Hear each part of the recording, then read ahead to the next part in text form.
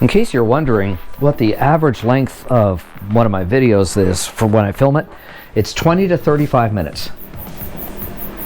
For every minute you see on YouTube, that usually means there's 3 minute cutout. All right, so let's talk about the guitars I was stupid to get rid of.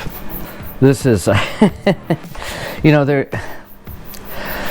I really wish someone had told me after I got my first electric guitar, keep this. Don't ever sell a guitar. Don't trade a guitar. When you buy a guitar, keep the guitar. Don't ever sell it. Don't trade it. If someone says to you, hey, I'll trade you this guitar for that, answer is no, I'll buy your guitar. Tell me what guitar you were stupid to get rid of and why. I got a long list.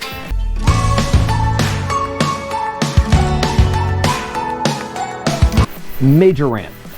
If you're a musical instrument shop and you start off by lying to your customers, you are not going to survive the music business. You will be out of business in 5 to 10 years. The Bluebook guide for musical instruments is a lie. They'll show it to you and they'll say, in this part of the country, this is the most I can sell this guitar for. No, music stores buy that because they want to be able to tell you that, and they're lying to you. And that's the truth. So I went into the store and they said, we can't sell Les Pauls here. No one wants them. The most we can give you for a Les Paul here is $200. The owner of the store needs to fire you and hire me. As I pointed out, Les Pauls are selling for $1,000 to $1,500 everywhere in the country. This was back in the 90s. The most they could give me for my guitar was $200. Yeah. He tried telling me the same thing. Both of those stores long gone. Long gone. The biggest thing with music guys is I literally went, you know, I was with my singer at the time, and we went in the music store, and they had a 24 channel mixer sitting there, and I took cash.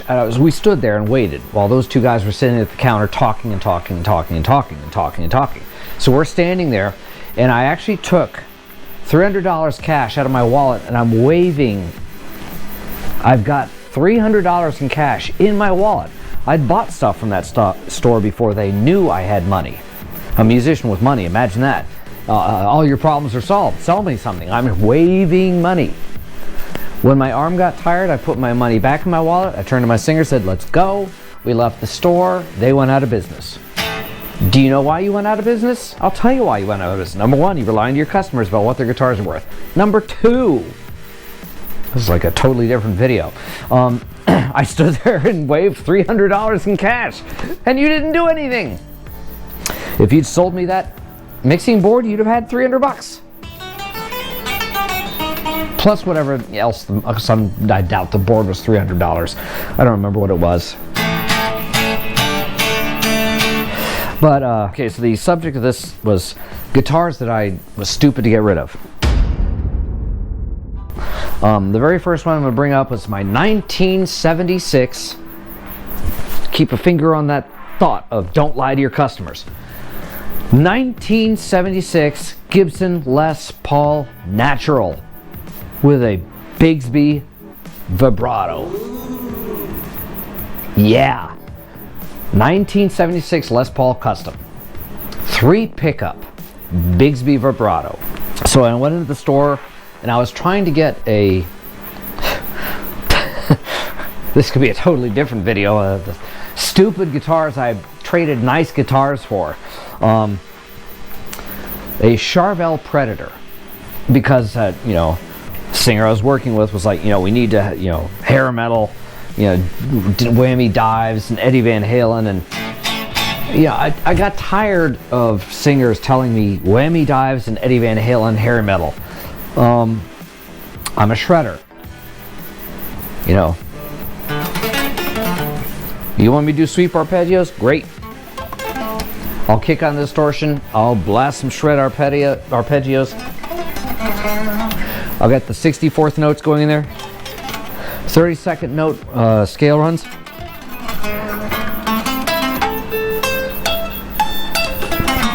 All that stuff. I'm not Eddie Van Halen. And then I had this one singer who, dude, We need to play the blues. We need to play the blues. You need another guitar player. I'm not a blues player. I'm a neoclassical player. I'm a shredder. Anybody out there that specializes in the blues can play the blues for you. Now, if you're talking about rock blues, if you want to hire Slash, at that time there was 10,000 guitar players in the United States who were just like Slash. 10,000. You were tripping over them. You could go into any music store. They were all buying a Gibson Les Paul. And they were all hooking two straps together so to hang down around their kneecaps. They'd be standing there with a cigarette sticking out of their mouth and a ton of ash at the end, and you know. I'm the wrong guitar player for that. Now, if you want shred, I'll shred. You know.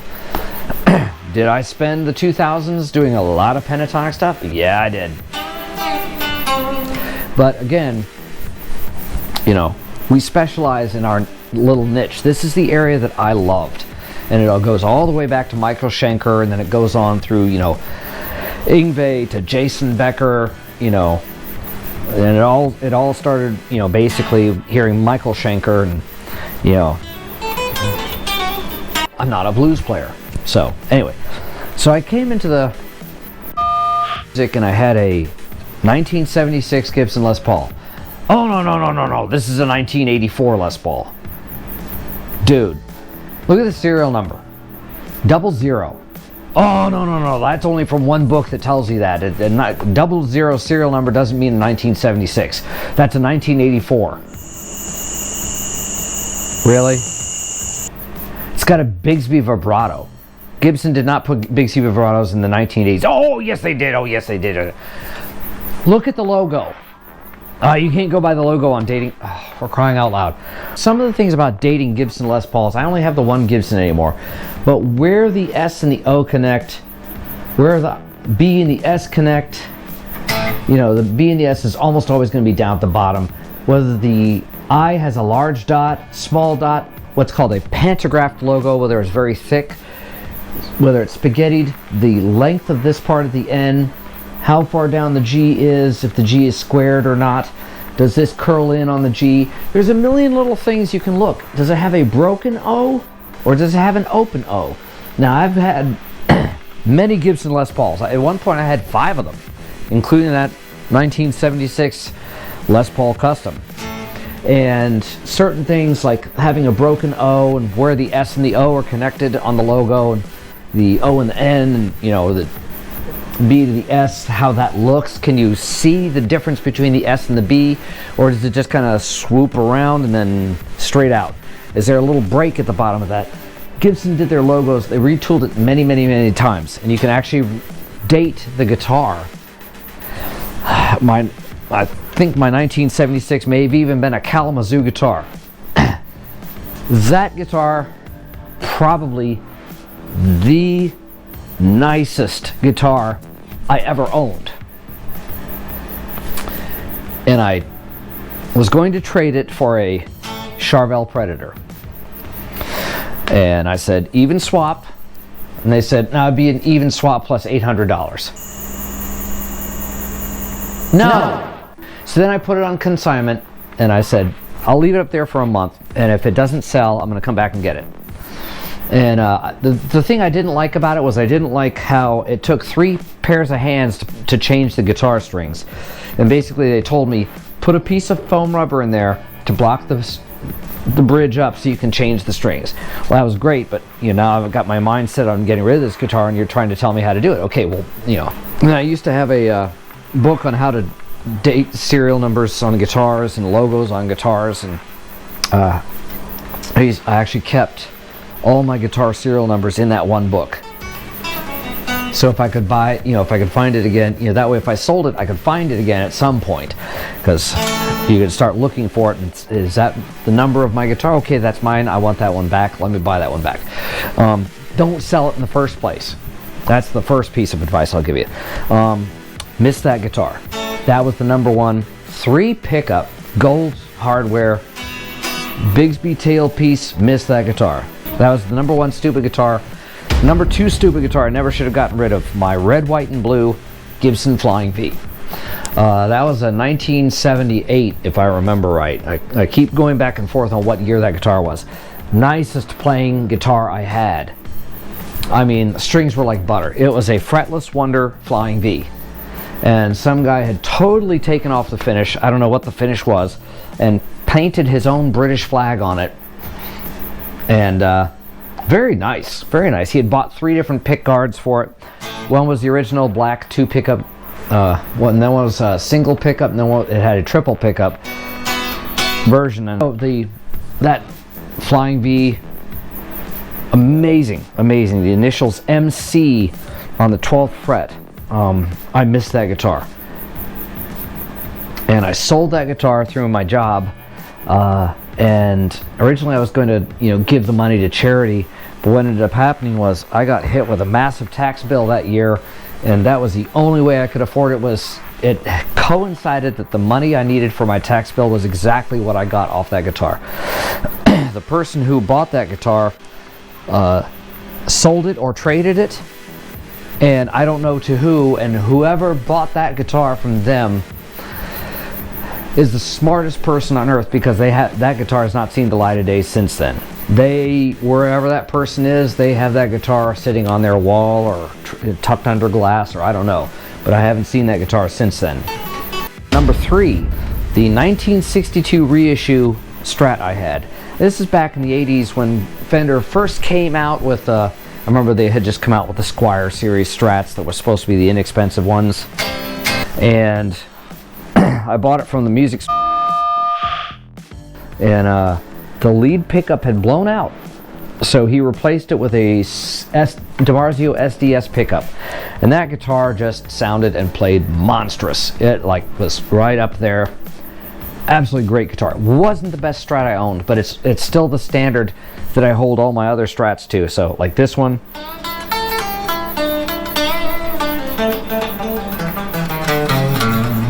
I measure this guitar against that 62 reissue, and I like the neck on the 62 reissue a little better. This is a very slim neck, but it's kind of chunky around the C shape, The 62 I had was I think it had clay dots like this one. I don't think these are plastic, I think they're clay dots. And it had the slab fretboard, just a little bit more comfortable feeling, not crowned, just felt great. Never should have got rid of that guitar. That singer I talked about that was like, dude, you gotta sing, you gotta play the blues, you gotta play the blues. He talked me into getting rid of that Strat because he's like, you can't do any Van Halen whammy dives on it. That's not the point of that guitar. The point of that guitar is to have a Strat, a nice Strat. And it sounded great. It was more of a rock guitar than this one is,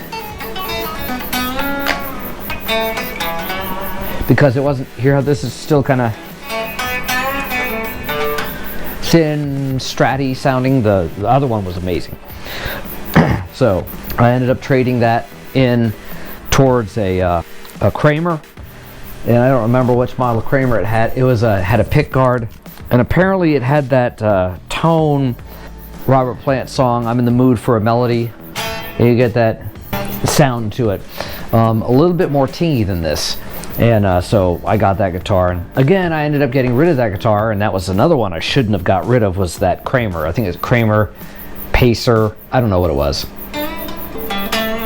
but it was a nice guitar. It wasn't, it was during the Van Halen era, but it wasn't the super Strat kind of. It was more of a, it had a pick guard, and very nice guitar. Black Beauty Les Paul. Black Beauty Les Paul I sold because I had a cat that had gotten very, very, very ill, and he had diabetes, and it was a snowshoe cat, and he was a wonderful cat. Had him for 12, 13 years, I don't remember. Wonderful cat. I really miss him. But he had gotten very sick from his diabetes and ended up ringing us up about $1,000, $2,000. It was a lot of money. $2,000 or so in vet bills. And we ended up having to have him, put down because he was so ill and so badly off, and they just said we recommend that you go ahead and just let him go. He is that sick. I sold my Black Beauty Les Paul. It was 1981 Les Paul Custom. It was the first Gibson Les Paul I had ever bought, and I had swore I would never get rid of that guitar. But we were facing, a couple thousand in debt, and we had to have that money right away. We put it all on credit card, and that was going to be coming due in a few days. So I took a lot of pictures of that guitar. I put it online. I put it on eBay, and someone paid $900 for it, I think, and she would not leave me feedback. And that was like the worst slap in the face. I sold my dream guitar to you, and you didn't leave me feedback. And I sold it only because my cat had died, and I owed $2,000, and I needed the money. But it's like a knife in my heart I don't regret selling the guitar why I sold it, but I regret selling the guitar because it was the first. I'd had a Gibson before that. I had a Gibson Grabber bass. I had a Gibson G3 bass. Fantastic basses. I had a Gibson 1957 Gibson Melody Maker with a single cutaway. And I eventually sold that one because I had an accident. I was out playing one night, and some drunk guy bumped into it while we were playing, knocked it off the stand. It fell and broke the headstock off. I got the guitar redone, and it did not feel the same at all. It had been a Magic guitar before that, and then when I got it fixed, it didn't feel the same. The tension was all different. So I got rid of that guitar. That's not one of my guitars I regret getting rid of. I regret it getting broken because that was what made it so special. The feel of it just went away. Okay, so next, Gibson Grabber. Does anyone know where my Gibson Grabber is? I don't remember selling it. I don't remember selling it at all. Someone told me I traded it for a Washburn bass, but I think I paid money outright for that Washburn bass. I don't remember getting rid of my Gibson Grabber. I know I sold my Gibson G3, which I regret. I regret losing both of those, so we're up to like guitars 5 and 6 now, I guess. Mine was my I guess it was like a 1982 or 83 Les Paul Standard Sunburst. Doug Marks saw that guitar and he was like, that is a really nice looking guitar. And the only problem with it was I had a chip in the binding right here, right where my arm would go. And so I'd play the guitar, and more often than not, by the time I was done playing, I'd look at my arm and it actually would be cut and bleeding because the chip was that bad that it just cut into my guitar. My arm, the guitar cut my arm that bad. So let's see, it's getting to be almost 4. There was a red Les Paul Standard, 1978, very nice guitar, but it had a blown pickup, and I just didn't, at that point, I needed to have working guitars. So I sold that one off, and again, regret it. I regret it. I went to someone in Massachusetts. Hopefully he repaired that blown out pickup. And really that was stupid. Instead of selling it, I should have just kept it, put a DiMarzio PAF or something in it, and give it a nice tone. So I regret getting rid of that. Yngwie was a white Strat that I'd gotten. It was white with a rosewood fretboard. It was a Mexican Strat. No, Japanese Strat. It was a Japanese Strat. Astounding Fender Strat. Sounded great, played great. It was like love when I got the guitar. It didn't even sound all that Fender-y. Kind of a big tone to it. At the same time, I also got a red Mexican Strat, and all Fenders. But the Japanese Strat played amazingly. And one night I ended up breaking the guitar. I don't even want to get into it, how it got broken. It just got broken. It fell, it smashed, it was shattered. Split the body down the middle. And it's like, having already gone that route, I didn't want to take it to someone and pay them $300 or $400 to have it glued together and then say, it's not the same, and have my heart broken over it. So I just went ahead and got rid of it. Right out into the trash. There was no saving that guitar. The neck was even damaged. So it's not like I could have taken the neck and put it on another guitar. The red Strat I ended up getting rid of, but it's a funny story because Yngwie played that guitar, and Yngwie was like, hey, this is a pretty nice Strat. And I was like, it's not as nice as the white one I used to have. Should have played that one. And he was like, well, go get it. I said, well, it broke. But let's talk about the Washburn guitar I had. The Washburn guitar I had is so rare that I think I had the production model. I had a Washburn HM5V, the Slaughterhouse guitar. Kind of an Explorer with kind of a swept, kind of offset body, and, you know, pointy down here, like a combination of an Explorer and a BC Rich of some kind. And it was just covered in, like, they'd, you know, looked like they'd taken a paintbrush and dipped it in blood and gone flat across the guitar. And I thought it was cool, and I played it, and at some point, you know, I was like, well, you know, it's got a different sound to it, it's got a different feel to it. And that was right around the time a friend of mine was trying to talk to me. He says, you know, you're playing, you know, if you had to play the Civic Center and you got all these guitars, he's from Texas, and he says, you got all these guitars, but you got a bunch of crap, and, you know, you don't have any, you got one Gibson guitar, and he says, if you were to play the Civic Center tomorrow night, what guitar would you play on stage? And I said, yeah, was my Black Beauty. He said, then there you go. He said, you need to get Fenders and Gibsons and stop playing around with all these Deans and all these. So I went and sold the Washburn guitar, and then when eBay came out, I signed up for eBay, and it said you could store a search, and it said, so I put in Washburn HM5V. This is when eBay first came out. I'm still waiting to find an HM5V. I don't know, like an idiot, I sold it, and probably someone's broken it. Okay, so, and I probably could go on and on and on about other guitars I've had that I was stupid to get rid of, but those all top the list. So now I'm in a mode of, if I buy a guitar, I never get rid of it. You will never find this thing in a pawn shop. You will never, unless someone steals it. I will never get rid of another guitar ever again. So that's that video for you, and I'm gonna go ahead and use the restroom. And remember, hit like, subscribe, comment, and when you do so, make sure you list all the guitars, what they were, why you regret getting rid of it. I mean, and trust me, I'll commiserate with you, and I'll say, yeah, that sounds, you know, or, oh yeah, I used to have that guitar, or what have you. And if you've got any of the guitars that I just talked about, if you're the woman from New Jersey who bought my black Les Paul, my 1981 Fretless Wonder, you can tell because it had the little tuning things, the things in the tuning gears you pulled out like that, the little turning. No one ever used those, but I used to play on stage, and I was in the metal band, so I'd flip them all out, and it would look like little spikes coming out of my tuning gears.